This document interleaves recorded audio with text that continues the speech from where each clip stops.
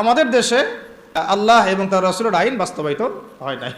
সংবিধানের মধ্যে ইসলাম স্থান পায় নাই। রাষ্ট্রধর্ম ইসলাম হবে কিনা ভোটাভুটি করতে হয়। সংবিধানে বিসমিল্লাহ থাকবে কিনা ভোটাভুটি করতে হয়। সুবহানাল্লাহ, আস্তাগফিরুল্লাহ, লা হাওলা ওয়ালা কুওয়াতা ইল্লা বিল্লাহিল আলিয়্যিল আযীম। তাহলে দেখেন, চিন্তা করেন কত বড় ধোঁকাবাজি, কত বড় প্রতারণা আমাদের সাথে। 90% মুসলিম আমি, তাহলে তো আমার কথা এখানে দাপটের সাথে মানতে হবে। এখনো দেখেন, এখন যদি আপনারা বলেন যে আমরা সবাই ইসলামী রাষ্ট্র ব্যবস্থা চাই, একটা গণভোটের আয়োজন করা হোক, দেখা যাক কারা কারা ইসলামের পক্ষে ভোট দেয়। ঠিক আছে, দেখবেন যদি 80% মানুষও ভোট দেয় যে হ্যাঁ আমরা ইসলামের পক্ষে আছি, আমরা ইসলামী শাসন ব্যবস্থা চাই, আমরা চাই দেশের মধ্যে আল্লাহর বিধান বাস্তবায়িত হোক, ওই যে 20% মানুষ যারা চায় না, ওদের মতটাই প্রাধান্য পাবে এই সিস্টেমের মধ্যে। কথা হবে একটাই, যে জমিন আল্লাহর, বিধান চলবে। এই জমিন কার? এই জমিন আল্লাহর। আমি আল্লাহর বান্দা, আমি আল্লাহর দিন পালন করি, আমি আল্লাহর রাসূল মুহাম্মদ সাল্লাল্লাহু আলাইহি ওয়াসাল্লামকে অনুসরণ করি। এই জমিনে মুসলিমদের মধ্যে শরিয়া চলবে, বিধান চলবে কার? প্রথমে আগে আলোচনা করি যে খুব সংক্ষিপ্ত করে আর কি, ইসলামী রাষ্ট্র ব্যবস্থা এটা বলতে আগে কি বোঝায়। ঠিক আছে, একটা একটা করে পয়েন্ট খুব অল্প করে বলবো, মনোযোগ ধরে রাখতে হবে, আর আশেপাশে অন্য ভাইকে ডিস্টার্ব করবেন না। অল্প সময়, বেশি সময় নিব না ইনশাআল্লাহ আপনাদের সাথে। এক নম্বর কথা হচ্ছে, আমাদেরকে আগে বুঝতে হবে ইসলামী রাষ্ট্র কি আর অন ইসলামিক রাষ্ট্র কি। ঠিক আছে, উত্তর অল্প করে বুঝি। ইসলামী রাষ্ট্র বলতে এটা বোঝায় না যে একটা রাষ্ট্রের বেশিরভাগ মানুষ মুসলিম, এটাই ইসলামী রাষ্ট্রের সংজ্ঞা নয়। কথাগুলো বোঝার চেষ্টা করেন। আপনারা এখন এগুলো ফোনে নোট করতে পারেন, ফোনের মধ্যে নোট করতে পারেন, ছবি তুলবেন না, ফোনে নোট করতে পারেন। ইসলামী রাষ্ট্র কাকে বলে? যেই রাষ্ট্রের শাসন ব্যবস্থা শুধুমাত্র আল্লাহ এবং তার রাসূলের বিধান অনুযায়ী পরিচালিত হয়, তাকে বলা হয় ইসলামী রাষ্ট্র। কি বললাম বলেন? ইসলামী রাষ্ট্র কাকে বলে? যেই রাষ্ট্রের শাসন ব্যবস্থা, মানে শাসন ব্যবস্থা বলতে রাজনীতি, অর্থনীতি, সমাজনীতি, শিক্ষানীতি, সংস্কৃতি এবং বাকি যত ক্ষেত্র আছে, প্রতিটা ক্ষেত্র যখন আল্লাহ এবং তার রাসূলের বিধান মাফিক পরিচালিত হবে, তখন তাকে বলা হবে ইসলামী রাষ্ট্র ব্যবস্থা বা ইসলামী হুকুমত বা ইসলামী শাসন ব্যবস্থা। যদি একটা রাষ্ট্রের মধ্যে বেশিরভাগ মানুষ মুসলমান হয়, যেমন আমাদের রাষ্ট্র, বেশিরভাগ মানুষ কি মুসলিম না মুসলিম? কিন্তু সেই রাষ্ট্রে আল্লাহ পাকের বিধান বাস্তবায়িত না হয়, তাহলে আমরা সেটাকে ইসলামী রাষ্ট্র বলতে পারি না। সেটাকে আমরা বলতে পারি মুসলিম প্রধান দেশ। কি বলতে পারি? যেমন বাংলাদেশ একটা মুসলিম প্রধান দেশ, এটা ইসলামী রাষ্ট্র ব্যবস্থার দিকে এখনো যায়নি। আবার কোন একটা রাষ্ট্র যেখানে মুসলিমরা সংখ্যাগরিষ্ঠ নয়, তারপরেও সেই রাষ্ট্রের মধ্যে আল্লাহর বিধান বাস্তবায়িত আছে, সেটা বলবো আমরা ইসলামী রাষ্ট্র। বুঝতে পারছি কথা? যেমন হচ্ছে মদিনা রাষ্ট্র। কোন রাষ্ট্র? নবী সাল্লাল্লাহু আলাইহি ওয়াসাল্লামের সেই মদিনা রাষ্ট্র। সেই মদিনা রাষ্ট্রে মুসলিমরা ছিলেন, আনসার সাহাবীরা ছিলেন, মুহাজির সাহাবীরা ছিলেন। আনসার সাহাবীদের দুইটা গোত্র ছিল, আওস এবং খাজরাজ। অনেকে জানেন, অনেকে হয়তো জানেন না, জেনে নেন। আনসার সাহাবীদের দুইটা গোত্র ছিল, একটা আওস এবং একটা খাজরাজ। তাদেরকে বলা হতো আনসার সাহাবী, যারা মক্কার হিজরতকারী সাহাবীদেরকে আশ্রয় দিয়েছিলেন, তাদেরকে কি বলা হয়? আনসার সাহাবী। আর মুহাজির সাহাবী কারা? যারা মক্কা থেকে হিজরত করে মদিনায় গিয়েছেন। তো আনসার এবং মুহাজিরদেরকে নিয়ে নবী সাল্লাল্লাহু আলাইহি ওয়াসাল্লাম একটা ভ্রাতৃত্বের বন্ধন, ঐক্যের বন্ধন গড়েছেন। এছাড়াও মদিনায় কিন্তু আরও অনেক মানুষ থাকতো, বনু কুরাইজা, বনু কাইনুকা, বনু নাজির, আবার পৌত্তলিকরাও থাকতো সেখানে। কিছু খ্রিস্টানও ছিল, কিছু মূর্তি পূজারীও সেখানে থাকতো, বা আরও কিছু বিধর্মী মানুষও সেখানে থাকতো। মুসলিমরা কিন্তু সংখ্যাগরিষ্ঠ ছিল না। মুসলিমরা সংখ্যাগরিষ্ঠ কিন্তু ছিল না। হবে হয়তো 50-50 পার্সেন্টেজ, হবে তো 50% তাদের, 50% আমাদের, অথবা তাদের 40% আমাদের 60%, অথবা আমাদের 60% ওদের 40%। কিন্তু এমন ছিল না যে আমাদের দেশের মতো 90% মুসলিম, এমন ছিল না মদিনার অবস্থা। এমন ছিল না মদিনার অবস্থা। আমি কি বুঝাতে পারছি ভাই? মদিনার হালতটা কিন্তু আমাদের দেশের মতো এরকম ছিল না যে 90% মুসলিম মদিনায়, বাকি সব অমুসলিম, এমন না। বরং হয়তো 50-50 বা 60-40 বা 40-60। তারপরেও মদিনা রাষ্ট্রে যেহেতু আল্লাহ এবং তার রাসূলের বিধান দ্বারা সেই রাষ্ট্র পরিচালিত হয়েছে, এই জন্য আমরা মদিনা রাষ্ট্রকে বলি একটা প্রথম ইসলামিক রাষ্ট্র। মদিনা রাষ্ট্র কি ইসলামিক রাষ্ট্র ছিল, নাকি গণতান্ত্রিক, সেকুলার বা আমাদের মতো এই মানবরচিত সংবিধানে চলেছে? কোনটা? বুঝে কথা বলেন। মদিনা রাষ্ট্র কি আল্লাহ এবং তার রাসূলের বিধান অনুযায়ী চলেছে? চলে নাই? নাকি গণতন্ত্র দিয়ে চলেছে, ধর্মনিরপেক্ষতা দিয়ে চলেছে, নাকি কমিউনিজম দিয়ে চলেছে, জাতীয়তাবাদ দিয়ে চলেছে, নাকি মানব রচিত সংবিধান দিয়ে চলেছে? কোনটা? এতটুকু তো জ্ঞান আমাদের থাকা উচিত। মদিনা রাষ্ট্র চলেছে আল্লাহ এবং তার রাসূলের বিধান মোতাবেক, যদিও সেখানে আমরা সংখ্যাগরিষ্ঠ নই, তারপরেও বিধান চলেছে কার? আল্লাহ। এই কারণে মদিনা হচ্ছে একটা ইসলামী রাষ্ট্র। কিন্তু পক্ষান্তরে বাংলাদেশের দিকে যদি আমরা তাকাই, এখানে যদিও আমরা 90% মুসলিম, কিন্তু এই দেশটা শাসিত হচ্ছে সেই 70, 80, 100 বছর থেকে মানব রচিত সংবিধান দিয়ে। এখানে আল্লাহর বিধান বাস্তবায়িত হচ্ছে না, আল্লাহর হুদুদ, আল্লাহর কিসাস এগুলো বাস্তবায়িত হচ্ছে না, শরিয়া আইন বাস্তবায়িত হচ্ছে না। পক্ষান্তরে তথাকথিত গণতন্ত্র, ধর্মনিরপেক্ষতাবাদ, কমিউনিজম, জাতীয়তাবাদ এইসব মতবাদগুলো দিয়ে এই দেশ শাসিত হচ্ছে। এই কারণে আমরা এই দেশে সংখ্যাগরিষ্ঠ মুসলিম হলেও এই রাষ্ট্রটাকে আমরা বলতে পারি না যেটা একটা ইসলামিক রাষ্ট্র। বুঝতে পেরেছি? আচ্ছা, তাহলে পার্থক্য বুঝলাম, সংজ্ঞাও জানলাম। ইসলামী রাষ্ট্র কাকে বলে? বলেন এখন। যেই রাষ্ট্র আল্লাহ এবং তার রাসূলের বিধান দ্বারা পরিচালিত হয় তাকে বলা হয় ইসলামী রাষ্ট্র। তাহলে আপনারা নিজেরাই বুঝতে পারবেন যে আমরা আসলে কোন জায়গায় আছি। আমরা কি আদৌ ইসলামী রাষ্ট্রে আছি? আমরা মুসলিম প্রধান দেশে বাস করি। আমরা মুসলিম প্রধান দেশে বাস করি। এখন একটা হাস্যকর কথা শুনেন। হাস্যকর কথা হচ্ছে, ধরেন যে আমার একটা বাড়ি আছে, তো এই বাড়িতে আপনাদের সবারই তো বাড়ি ঘর আছে, তো যার যার বাড়ি সেখানে তার হুকুম চলে না? নাকি আপনার বাড়ি আমার হুকুম চলে? কোনটা? বাড়ি যার হুকুম তার চলে না? আচ্ছা, এখন ধরেন যে আমরা 10 ভাই একটা এলাকার মধ্যে আছি। এই 10 ভাইয়ের যে মতবাদ বা আদর্শ বা যে মন্তব্য, যেটা মাশওয়ারা, রায়, অন্যদের উপরে সেটা প্রাধান্য পাবে না। আমার বাসায়, আমি আমার বাসায় 10 ভাই নিয়ে আছি ধরেন, আমরা সবাই 10 ভাই, মায়ের পেটের ভাই বা ইমানি ভাই, আর বাকি আছে কিছু অল্প কিছু মানুষ, 2 জন 3 জন 4 জন, এরা কেউ বিধর্মী, কেউ অন্য মতবাদের। তো এইখানে যখন কোনো রায় নিব বা যখন কোনো ফলাফল প্রতিষ্ঠা করব, তখন আমরা কার রায় নিব?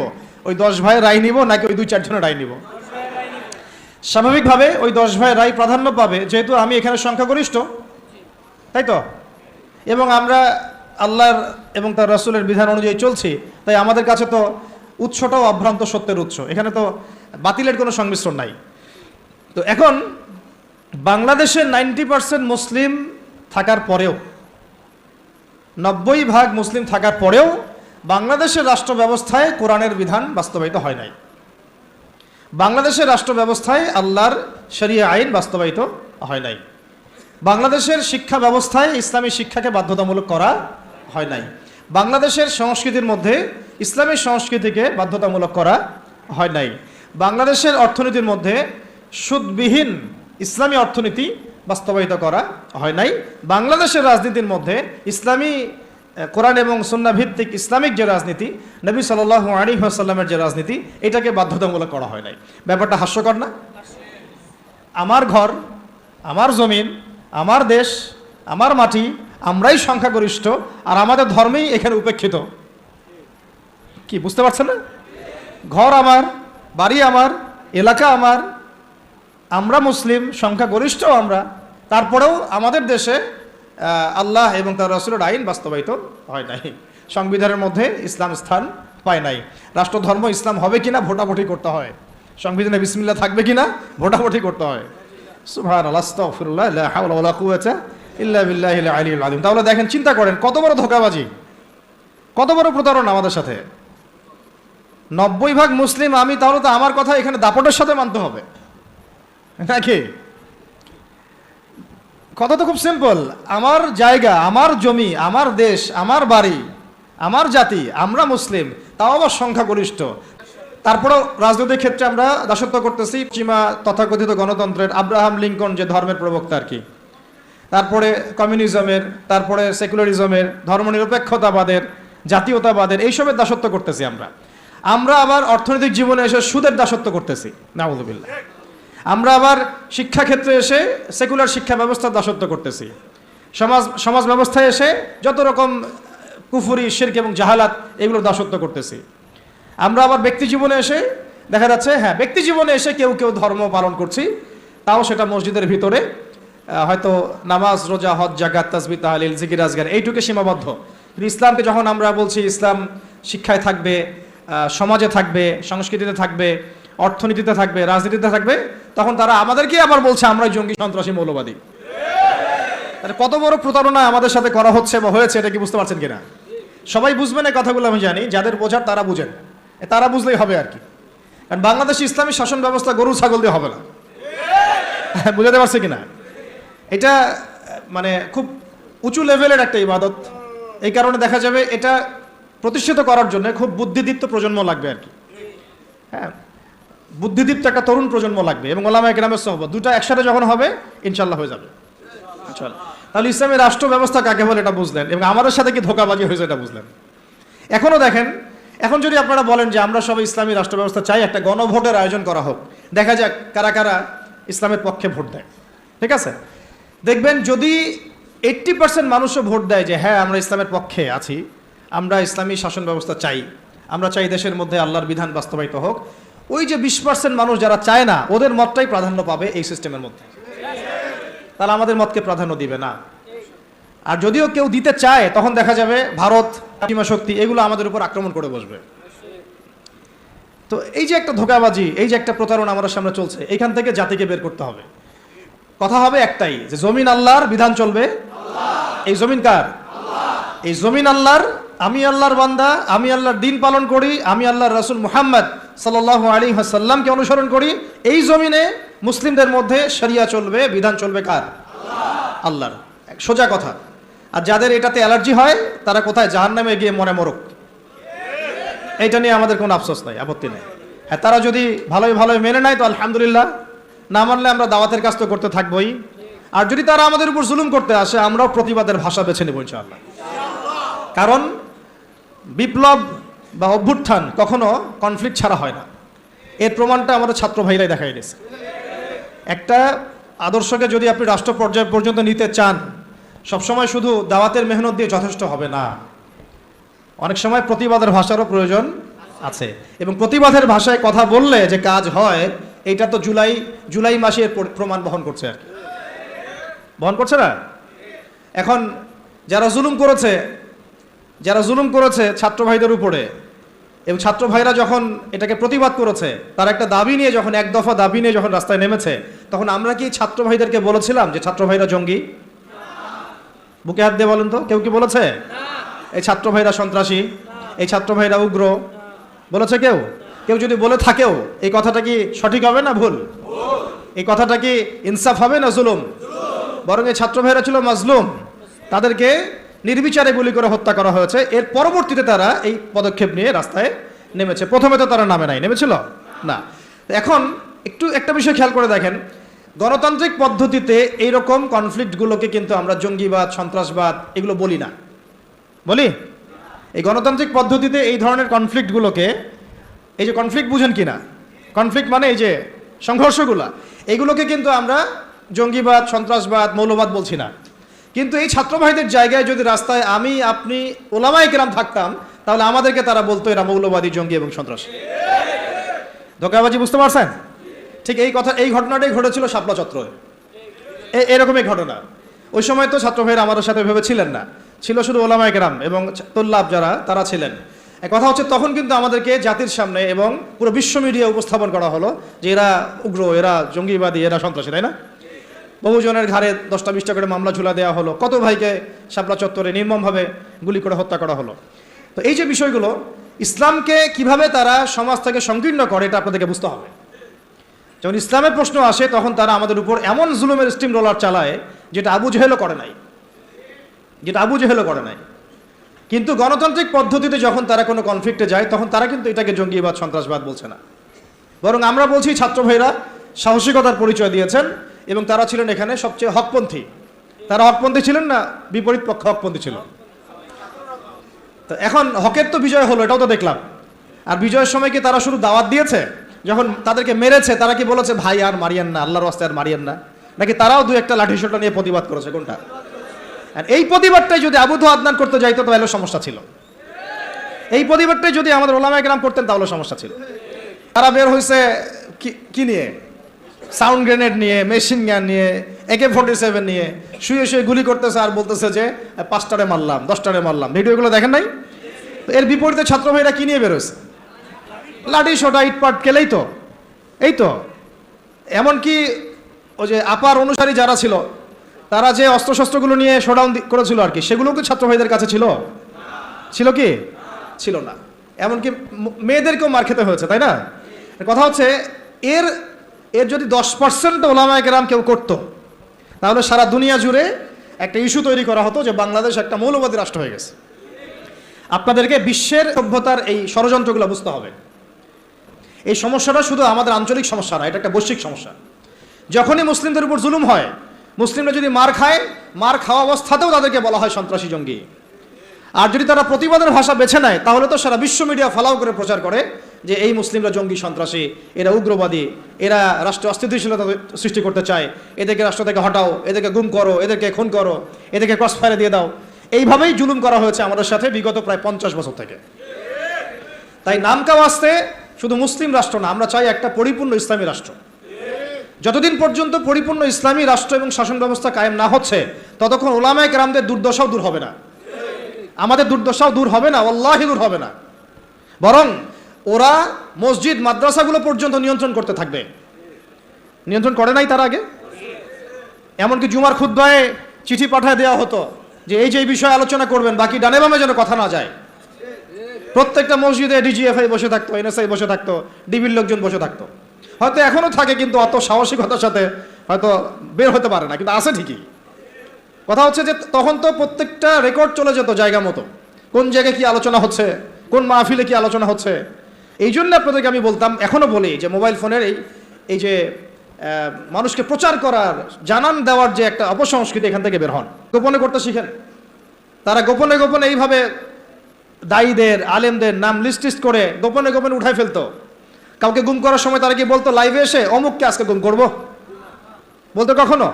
তাহলে আমরা তো দেখা যায় এমন একটা অবস্থা, কোথাও ওয়াজ করতে গেলে আজকে ওয়াজ করে আসলাম 1.5 ঘন্টা, আল্লাহ যেন কাজে বরকত দান করেন, জানাইতেই হবে মানুষকে। আমার না জানানোর পর্যন্ত আমার ইবাদত মনে কবুল হচ্ছে না।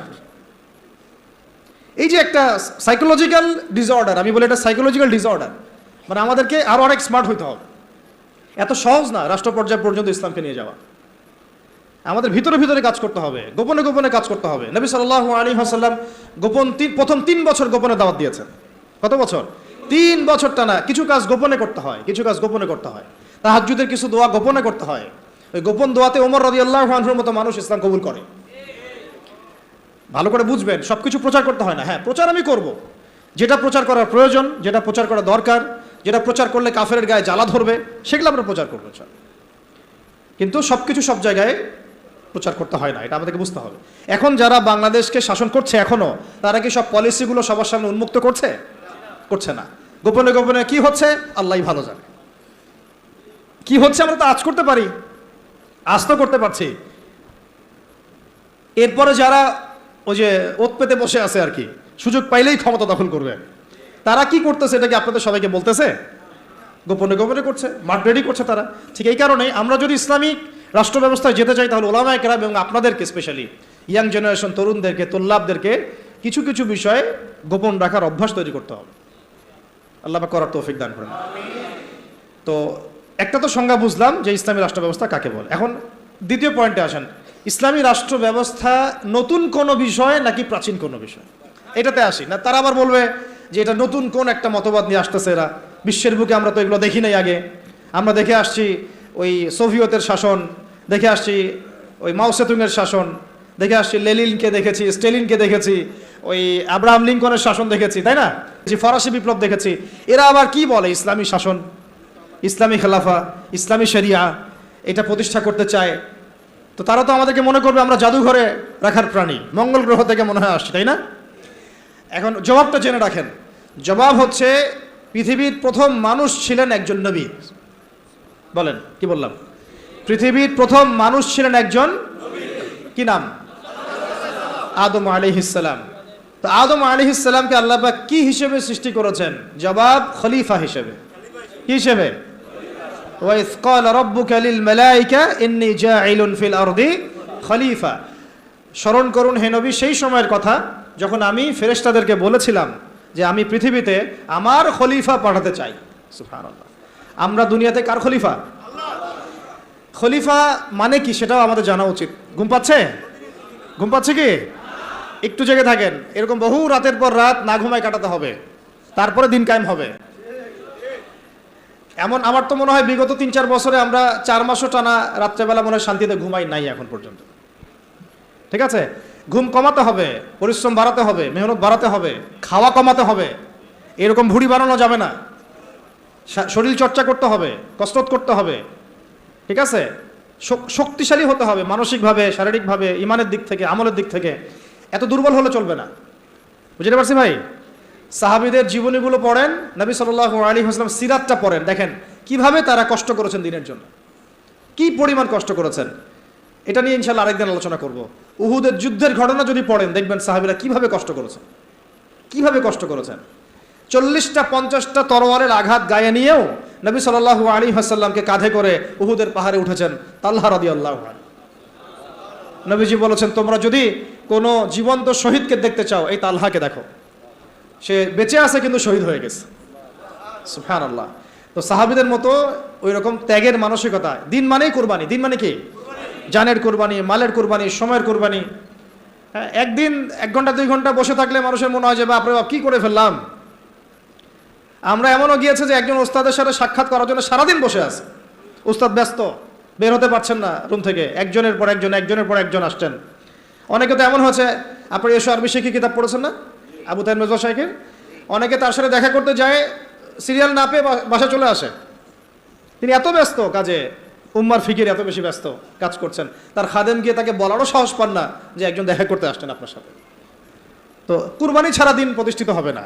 যাই হোক, যুবক ভাইদেরকে বলছি স্পেশালি শক্তিশালী হইতে হবে, সব দিক থেকে শক্তিশালী হইতে হবে। আল্লাহ পাক তৌফিক দান করেন। আমি এখন আপনাদেরকে আমি বলছিলাম যে দেখুন, প্রথম যে মানুষকে আল্লাহ পাক পৃথিবীতে পাঠিয়েছেন, যিনি একজন নবী, তাকে আল্লাহ পাক খলিফা বলেছেন। কি বলেছেন?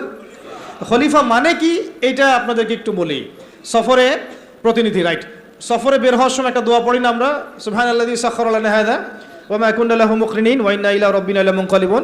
এই দোয়াটার একটা অংশে আছে আল্লাহুম্মা আনতা সাহিবু ফিস সাফারি, আল্লাহ এই সফরে তুমি আমার সাথী, আমার সাহেব, ওয়াল খলিফাতু ফিল আহলি ওয়া মালি, আর আল্লাহ তুমি আমার পরিবারের মানে আহলের এবং মালের খলিফা। সুবহানাল্লাহ।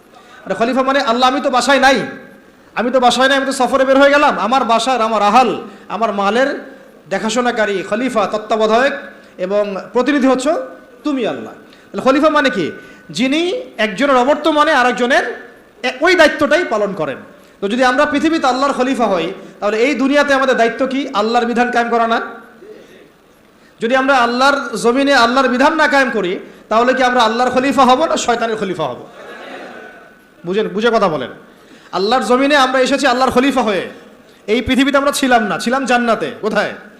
সেখান থেকে আমাদের বাবা আদম আলাইহিস সালাম, আমাদের মা হাওয়া আলাইহিস সালামকে পাঠিয়ে দেওয়া হলো। কি কারণে পাঠানো হয়েছে এটা তো অন্য আলোচনা, আপনারা তো জানেনই। সাথে ইবলিসকেও পাঠানো হয়েছে। কাকে? ইবলিসকে। এই কনফ্লিক্ট চলছে, কিয়ামত পর্যন্ত চলবে। আর মানুষের হায়াত অল্প, ইবলিসের হায়াত আবার কিয়ামত পর্যন্ত, তাই না? তো এখন তার মিশন হচ্ছে মানুষকে সে জাহান্নামে নিয়ে যাবে। আর আদম আলাইহিস সালাম, হাওয়া আলাইহিস সালাম যখন পৃথিবীতে এসেছেন, তখন থেকে নিয়ে এই জমিনে আল্লাহ পাকের খলিফা কারা ছিলেন? আমাদের পিতা, আমাদের মাতা নন? তারপরে তার সন্তান, তার সন্ততি নন? এখন যদি আমরা আল্লাহর জমিনে এসে আল্লাহর বিধান বাস্তবায়ন না করি, তাহলে কি আমরা আল্লাহর খলিফা হতে পারবো না শয়তানের খলিফা হব? কেউ যদি আল্লাহর জমিনে আল্লাহর নাজ নেয়ামত ভোগ করে শয়তানের দাসত্ব করে, শয়তানের বিধান বাস্তবায়ন করে, সে কি আদৌ আল্লাহর খলিফা না শয়তানের খলিফা? এখন আপনারা আমাকে বলেন, এই পুরো বিশ্ব সিস্টেমে যারা আল্লাহর আকাশের নিচে আল্লাহর বাতাস নিয়ে আল্লাহর রিজিক ভোগ করে, আল্লাহর দেওয়া হায়াত ভোগ করে, হ্যাঁ, আল্লাহর দেওয়া নাজ নেয়ামত ভোগ করে, আল্লাহরই জমিনে আল্লাহর বিধান বাদ দিয়ে শয়তানের, তাগুতের, কাফেরের বিধান বাস্তবায়ন করছে, তারা কি আদৌ আল্লাহর খলিফা? তারা কি আদৌ আল্লাহর খলিফা? আর তাদের ওই সিস্টেমটা কি আদৌ খিলাফা সিস্টেম? হ্যাঁ, যেহেতু তারা খলিফা নন, তাহলে তাদের সিস্টেমও তো খিলাফা সিস্টেম হওয়ার প্রশ্নই ওঠে না। বরং ওই সিস্টেমের নাম আল্লাহ পাক বলেছেন তাগুত। কি নাম? তাগুতি সিস্টেম। কি সিস্টেম? তাগুতি সিস্টেম। তাগুতি সিস্টেম মানে যারা শয়তানের দাসত্ব করে, প্রবৃত্তির দাসত্ব করে, মন গড়া বিধান রচনা করে, এগুলোকে বলা হয় তাগুত। কি বলা হয়? আর এই তাগুতকে আল্লাহ পাক কুফরি করতে বলেছেন। তাগুতের সাথে আমাদেরকে আল্লাহ, মুমিনদেরকে বলেছেন তোমরা তাগুতের সাথে কুফরি করো এবং আল্লাহর প্রতি ঈমান নিয়ে আসো। তাগুতের সাথে কুফরি না করে কেউ আল্লাহর প্রতি ঈমান আনতে পারবে না। ফামান ইয়াকফুর বিত-তাগুত ওয়া ইউমিন বিল্লাহ ফাকাদ ইসতামসাকা বিল উরওয়াতিল উসকা। সূরা বাকারার 256 নম্বর আয়াতটা পড়ে দেখেন। আল্লাহ পাক বলেছেন, তোমরা যারা তাগুতের সাথে কুফরি করে এবং আল্লাহর প্রতি ঈমান নিয়ে আসে, তারা একটা শক্ত হাতল ধরেছে যেটা কখনো ছিন্ন হওয়ার নয়। সুবহানাল্লাহ। তাহলে আমাদের কাজ তাগুতের সাথে কুফরি করা। কুফরি মানে কি? অস্বীকার করা। আমরা কি শয়তানকে স্বীকার করব না অস্বীকার করব? তাগুত এক প্রকার শয়তান, আমরা কি তাকে স্বীকার করব না অস্বীকার করব? তাহলে আল্লাহর জমিনে যারা আল্লাহর বিধান বাস্তবায়ন করছে না, তারা কি আল্লাহর খলিফা না তাগুত? তাহলে এই তাগুতের দাসত্ব করলে আমি গুনাহগার হব না? আমি যদি তাগুতের বাধ্য হয়ে তারা আমার উপর জুলুম করছে, এটা একটা সুরত, আর আমি তাকে নসিহত করছি না, পরিবর্তনের কোনো চেষ্টাও করছি না, কোনো মেহনতও করছি না, তাহলে কি আমি আল্লাহর কাছে দায়মুক্ত হতে পারবো? বুঝতে পারছি কথা? একটা সুরত তো হচ্ছে কাফের তাগুত অনেক শক্তিশালী, আমাদের উপরে জুলুম করছে, নির্যাতন করছে, ওই মাক্কি যুগের মতো। নবী সাল্লাল্লাহু আলাইহি ওয়াসাল্লাম যখন মক্কায় ছিলেন তখনকার যুগের মতো, সেটা একটা সুরত। তখনও তারপরেও দাওয়াত চলেছে, তাবলিগ চলেছে, হক স্পষ্ট করা হয়েছে, ইজহার করা হয়েছে, মার আসলে সবর করা হয়েছে। এটা তো একটা চেষ্টা ছিল, বিপ্লব ছিল সমাজটাকে পার্থক্য করে দেওয়ার। এখন আমরা যদি সেটাও না করি আর ওই তাগুতকে পরিবর্তনের চেষ্টাও না করি, তাহলে কি আমরা আল্লাহর কাছে কালকে আমাদের মাঠে পার পেয়ে যাবো কি? ওজোর কোনো থাকবে? তাই আমাদের অবশ্যই উচিত ইসলামী রাজনীতিতে অংশগ্রহণ করা। সেটা কোন সুরতে হবে সেটা আলাদা আলোচনা, সেটা কিভাবে হবে সেটা আলাদা আলোচনা, কিন্তু পলিটিক্যাল ভিউ এবং ভিশন থাকতে হবে। যেইভাবে আমরা মসজিদ, মাদ্রাসা, মক্তব এই বিষয়গুলো পরিচালনা করি, যেইভাবে আমরা নামাজের ইমামতি করি, যেইভাবে আমরা ওয়াজ মাহফিলের প্যান্ডেলে বসি, যেভাবে আমরা লেকচার দেই, যেভাবে আমরা মানুষকে নসিহত করি, এইভাবে আমাদেরকে অর্থনীতি, শিক্ষা, সংস্কৃতি এবং রাজনীতির দায়িত্ব নিতে হবে। ইনশাআল্লাহ নিতে হবে কি না? নিতে হবে। এবং এই দায়িত্ব নেওয়ার সবচেয়ে যোগ্য মানুষ তারাই যারা ওলামায়ে কেরাম। এই দায়িত্ব নেওয়ার সবচেয়ে যোগ্য মানুষ কারা? ধরেন এখানে 10 জন, এটা আরেকটা আফসোসের কথা ভাই, এই অংশটা বুঝতে হবে। এখানে ধরেন 10 জন ভাই বসে আছেন, কেউ আলেম নন, জেনারেল লাইনের ছাত্র, তালেবে ইলম নন, আমরা তালেবে ইলম বলতে যা বুঝাই সেটাও নন। আর 2 জন ভাই আছেন আমাদের এখানে আলেম, মাশাআল্লাহ। নামাজের আজান দেওয়া হলো, একামত এবং ইমামতি হবে। তো একামত, আজান এবং ইমামতি এই 3টা কাজ কি আমি ওই 10 জন ব্যক্তিকে দিব না ওই 3 জন ব্যক্তিকে দিব? 3 জনের একজন হয়তো আজান দিবেন, একজন হয়তো একামত দিবেন, বা যিনি আজান দিবেন তিনি একামত দিবেন, আর একজন ইমামতি করবেন, তাই না? তাহলে আমি মসজিদের মধ্যে ইমামতির দায়িত্ব কেন জেনারেল ভাইকে দিলাম না? কেন ওই ভাইকে দিলাম না? কারণ আমি জানি তার তেলাওয়াতে ভুল হতে পারে, তার কেরাতে ভুল হতে পারে, কেরাতে এমন ভুল হতে পারে যে অর্থ পার্থক্য হয়ে যাচ্ছে, অর্থ বিকৃত হয়ে যাচ্ছে, হতে পারে। তো স্বাভাবিক, এটাই হবে হয়তোবা, ইল্লা মাশাআল্লাহ। এটা চিন্তা করে নামাজ বাঁচানোর স্বার্থে, ওই ওয়াক্তের নামাজ বাঁচানোর স্বার্থে, মুসল্লিদের নামাজ যেন নষ্ট না হয় এই স্বার্থে, এবং শরীয়ী হক আদায় করে আমি একজন আলেমকে সামনে এগিয়ে দিলাম, তাই তো? কিন্তু এই কাজটা আমি শিক্ষানীতির মধ্যে করছি না, এই কাজটা আমি ইসলামী অর্থনৈতিক ব্যবস্থা বা রাষ্ট্রীয় অর্থনৈতিক ব্যবস্থার মধ্যে করছি না, এই কাজটা আমি সমাজনীতির মধ্যে আনতে পারছি না, এই কাজটা আমি রাষ্ট্র ব্যবস্থা আনতে পারছি না। যেই কিছু অযোগ্য মানুষকে আমি ইমামতির দায়িত্ব দিলাম না, তাদের চাইতেও 1000 গুণ অযোগ্য মানুষকে আমি রাষ্ট্রের দায়িত্ব দিয়ে বসে আছি। এটা আফসোস না? এটা আফসোসের বিষয় না? মনে করেন আমি এখানে বসে আছি এবং আমাদের ওস্তাদরা এখানে বসে আছেন, আমি তো নিজেই কখনো ইমামতি করতে যাব না। কেন যাব না? এখানে আরো যোগ্য মানুষ আছেন, তাই তো? তাহলে আমাদের মধ্যেই যদি এভাবে আমরা এড়িয়ে যাই, আমরা যোগ্য মানুষের সামনে ঠেলে দেই, কিন্তু রাষ্ট্র চালানো একটা বিশাল কাজ, যার মধ্য দিয়ে 16 কোটি মানুষের ভাগ্য নির্ধারিত হচ্ছে। মানে ভাগ্য বলতে বুঝাচ্ছি ভালো মন্দ, জুলুম, ইনসাফ, এই বিষয়গুলো নির্ধারিত হচ্ছে না রাষ্ট্র ব্যবস্থার মধ্য দিয়ে। তো এই দায়িত্বটা আমি আবার কিছু অযোগ্য মানুষের হাতে দিয়ে নিশ্চিন্তে বাসায় গিয়ে ঘুমাচ্ছি। এটা তো আমাদের একটা অদূরদর্শিতা না? এই জন্য আমাদের সবাইকে একটা পলিটিক্যাল ভিশন এখন রাখতে হবে। আগে যা হয়েছে, যখন যেটা বুঝি নাই, এখন মসজিদ, মাদ্রাসা, মক্তব যেভাবে আমরা চালাই সাফল্যের সাথে, সেইভাবে আমরা সমাজ চালাবো ইনশাআল্লাহ, সেইভাবে আমরা ইনশাআল্লাহ অর্থনীতিও চালাবো ইনশাআল্লাহ, আজ হোক আর কাল হোক রাষ্ট্র চালাবো ইনশাআল্লাহ। এবং আমরা আমাদের তরুণ ভাইদেরকে সাথে নিব, প্রতিভাবান ভাইদেরকে সাথে নিব, তুল্লাবদেরকে সাথে নিব, যারা সাহসী তাদেরকে সাথে নিব। আমাদের মধ্যে যারা অমুসলিম কিন্তু আবু তালেবের মতো আমাদের কাছে ওই ভূমিকা রাখবে, প্রয়োজনে সেই মানুষদেরকে আমরা স্পেস দিব ইনশাআল্লাহ। আবু তালেব আমাদেরকে সাহায্য করেন নাই মক্কায়? করেছেন কিনা? তো যদি অমুসলিমও হয় কিন্তু আবু তালেবের মতো হয়, কোনো সমস্যা নাই। কিন্তু অমুসলিম হয়ে যদি আবু জাহেলের মতো হয়, সমস্যা আছে। কথা বুঝতে পারছি? তাহলে ইসলামী রাষ্ট্র ব্যবস্থা নতুন কোনো কনসেপ্ট নয়, বরং এটা একটা প্রাচীন কনসেপ্ট। সভ্যতা শুরুই হয়েছে একজন খলিফা দ্বারা, সুবহানাল্লাহ। আর এই মানব সভ্যতার শেষও হবে একজন ইমামুন আদিল খলিফার হাতে। তাহলে সভ্যতা শুরু হলো ইসলাম দিয়ে, সভ্যতা শুরু হলো খিলাফা দিয়ে, সভ্যতা শুরু হলো শরিয়া আইন দিয়ে, আর শেষও হচ্ছে একজন ইমামের হাতে, একজন নবীর হাতে এবং ইসলামী খেলাফতের হাতে, তাই না? আপনারা তো জানেনই, এটা তো আমি নতুন করে আর বলার দরকার নাই যে শেষ জামানা ঈসা আলাইহিস সালাম আসবেন, জানেন না এগুলা? তিনি 40 বছর বিশ্ব শাসন করবেন। বিশ্ব ব্যবস্থার গন্তব্য হচ্ছে ইসলামী খেলাফা। এই বিশ্বের গন্তব্য কি? আস্তে আস্তে আবারও ইসলামী খেলাফার দিকে আসবে, নবুয়তের আদলে খেলাফা আসবে, আবার নবুয়তের আদলে খেলাফা আসবে ইনশাআল্লাহ। এখন আমরা জানলাম যে খেলাফা দিয়েই শুরু হয়েছে, খেলাফা দিয়েই শেষ হবে, তাহলে ভাই আমরা মাঝখানে কি করতেছি? আমরা মাঝখানে আসলে কি করতেছি? তাহলে আমাদের এই পলিটিশিয়ানদেরকে কে বুঝাবে বলেন? কার এই ক্ষমতা আছে তাদেরকে বুঝায়? কিছু বিষয় আছে, কিছু মানুষ বুঝতে চায়, কিছু মানুষ বুঝতে চায়, আর কিছু মানুষ তো বোঝার কোশিশও করে না। কিছু আছে অবুঝ, যাদেরকে বুঝানো যায়, আর কিছু না বুঝ, যতই বুঝান বুঝবে না। এটা কি বলা হয়? এটা কি বলা হয় না বুঝ? কখনোই বুঝবে না। সুম্মুন বুকমুন উমিয়ুন ফাহুম লা ইয়ারজিউন, এরকম আর কি। এর কথা হচ্ছে দাওয়াত তো দিতে হবে আমাদেরকে, বুঝুক আর না বুঝুক আমরা কি করব?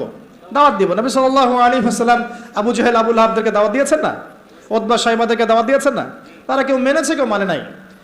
ওমর রাদিয়াল্লাহু আনহু দাওয়াত কবুল করেছেন, হামজা রাদিয়াল্লাহু আনহু দাওয়াত কবুল করেছেন, খালিদ বিন ওয়ালিদ দাওয়াত কবুল করেছেন। কিন্তু দেখা গেছে আবু জাহেল, আবু লাহাব, উতবা শাইবা, আশনাক বিন শারিকেরা দাওয়াত কবুল করে নাই।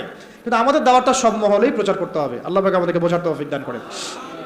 শুধু পলিটিশিয়ান না, বরং প্রশাসনে যারা আছি আমরা, প্রশাসনে যারা আছেন, গোয়েন্দা সংস্থা যারা আছে, যারা আপনার বুদ্ধিজীবী বলে দাবি করেন নিজেদেরকে, যারা শিক্ষক আছেন, যারা গার্মেন্টস সেক্টরে আছেন, ছাত্র ভাইরা, আওয়ামরা, নারীরা, সবার মধ্যেই দাওয়াতটা দিতে হবে।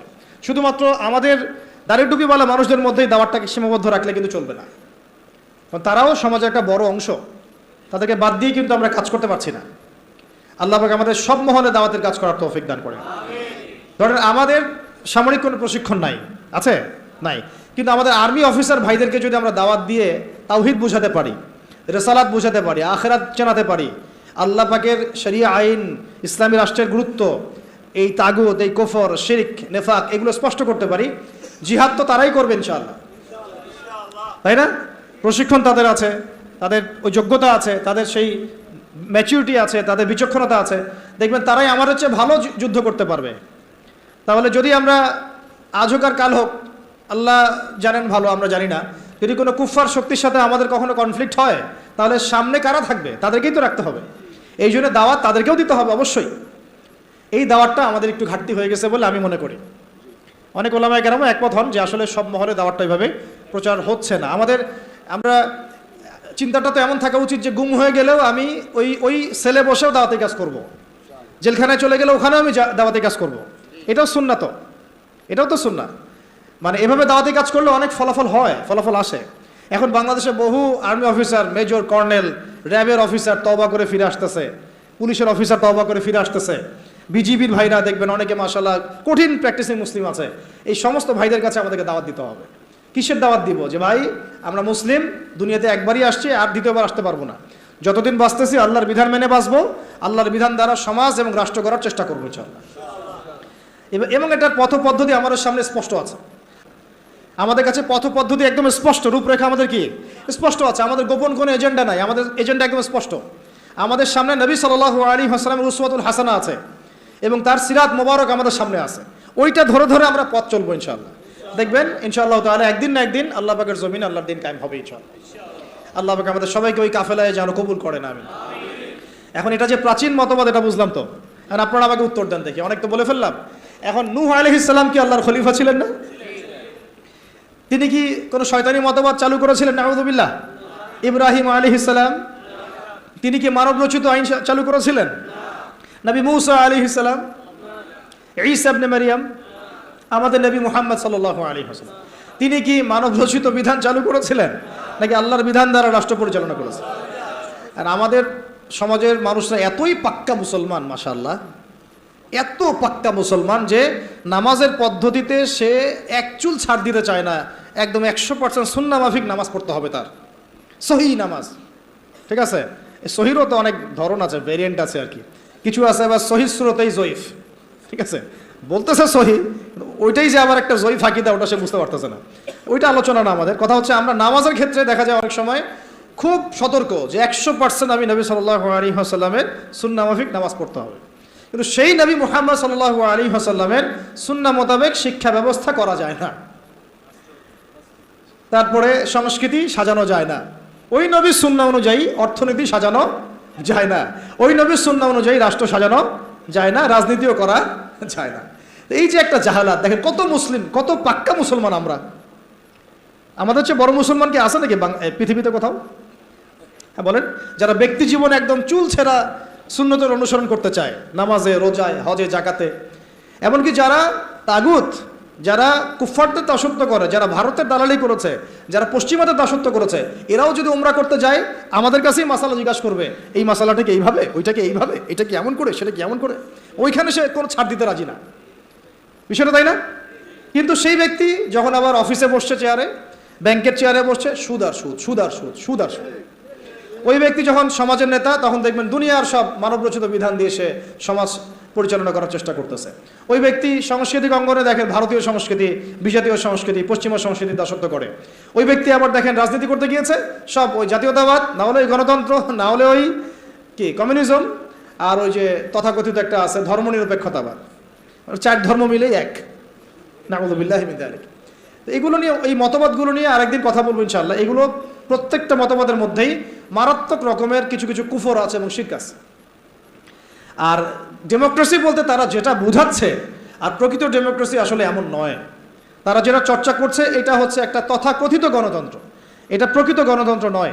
যদি আপনি প্রকৃত গণতন্ত্রের উদাহরণ নিতে চান, যে জনগণের উপর ন্যায় বিচার করা হবে, তাদের অধিকার নিশ্চিত করা হবে, তাহলে সবচেয়ে জাজল্যমান দৃষ্টান্ত হচ্ছে মদিনা রাষ্ট্র, নবী সাল্লাল্লাহু আলাইহি ওয়াসাল্লামের মদিনা রাষ্ট্র। ওখানে কি জনগণের উপর জুলুম হয়েছে?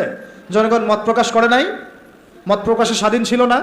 এমনকি উমর রাদিয়াল্লাহু আনহুর মতো মানুষ দাঁড়িয়ে খুতবা দিচ্ছেন, একজন মিম্বরের সামনে থেকে বলে বসলেন যে আপনার গায়ে 2টা জামা কেন, আমাদের গায়ে একটা জামা, আপনি আগে অ্যান্সার দেন, জবাব দেন যে আপনার গায়ে 2টা জামা কিভাবে আসলো, তারপরে খুতবা শুরু করেন, তারপরে খুতবা শুনবো। এইরকম কি আমাদের রাষ্ট্রের মধ্যে সম্ভব? গণতন্ত্র যদি বলতে চান তাহলে ওমর রাদিয়াল্লাহু আনহুর এই স্টেটমেন্ট শুনেন। তিনি বলেছিলেন যে ইরাকের ফোরাত নদীর তীরেও যদি কোনো ছাগলের বাচ্চা যদি না খেয়ে মারা যায়, আমি ওমর ভয় করি যে আল্লাহ পাক কিয়ামতের দিন আমাকে জবাবদিহি করাবে। তাহলে কোনটাকে আপনি গণতন্ত্র বলছেন, কোনটাকে ইনসাফ বলছেন? পৃথিবীর কোনো অমুসলিম পর্যন্ত অস্বীকার করতে পারবে না যে উমর রাদিয়াল্লাহু আনহুর 10 বছরের খেলাফত ছিল বিশ্বের শ্রেষ্ঠ শাসন ব্যবস্থার একটা। কেউ অস্বীকার করতে পারবে? তারপরেও সেটা আমরা মানছি, খাতা কলমে লিখছি, পরীক্ষা পাশের জন্য লিখছি, বাস্তবে কোনো ইমপ্লিমেন্ট নাই। ইমপ্লিমেন্টের প্রশ্ন আসলেই ভয় দেখানো হয়, ভারত আমাদের উপর খেপে যাবে। আমাদের সাথে আল্লাহ আছেন, আমাদের সাথে রাসূলের সুন্নাহ আছে, আর আমরা তো জীবন দেওয়ার জন্যই জন্ম নিয়েছি। আমরা তো একটা শাহাদাতের জন্য সারা দিনটা দোয়া করতে থাকি আল্লাহর কাছে। তাহলে কাকে ভয় পাচ্ছি আমরা? আর যাদের সাথে আল্লাহ থাকে তাদেরকে কোনো শক্তি কি পরাজিত করতে পারে? ওই রোমানদেরকে মুসলিমরা রাসূল সাল্লাল্লাহু আলাইহি ওয়াসাল্লামের যুগের পরে পরাজিত করে নাই? মুতার যুদ্ধে, ইয়ারমুকের যুদ্ধে। ওই পারস্যের সম্প্রদায়কে খালিদ বিন ওয়ালিদ রাদিয়াল্লাহু আনহু, সাদ ইবনে আবি ওয়াক্কাস তারা পরাজিত করেন নাই? তাহলে কাদেরকে ভয় করি আমরা? এই মুশরিকদের কথা বলছেন? ওই দালালরা ছাড়া, তাদের অভ্যন্তরীণ দালালরা ছাড়া তারা আমাদের কিছুই করতে পারবে না। অভ্যন্তরীণ দালালরা ছাড়া তারা আমাদের কিছুই করতে পারবে না। আমাদের দুশ্চিন্তার জায়গা কাফেরদের না, আমাদের দুশ্চিন্তার জায়গা হচ্ছে মুনাফিকরা। আমাদের দুশ্চিন্তার জায়গা কুফফাররা নয়, বরং আমাদের দুশ্চিন্তার জায়গা কোনটা? মুনাফিকরা। এই মুনাফিক মুক্ত, দালাল মুক্ত সমাজটা গড়েন, দেখবেন যে ইসলামী শরিয়া অর্ধেক কায়েম হয়ে গেছে ইনশাআল্লাহ। কিন্তু এটাও তো আমরা ব্যর্থ হলাম। এখন পর্যন্ত দেখছি যে সব জায়গায় তারা ঘুরে বেড়াচ্ছে, তাই না? সবার আগে উচিত ছিল এই কেসাসগুলো বাস্তবায়ন করা।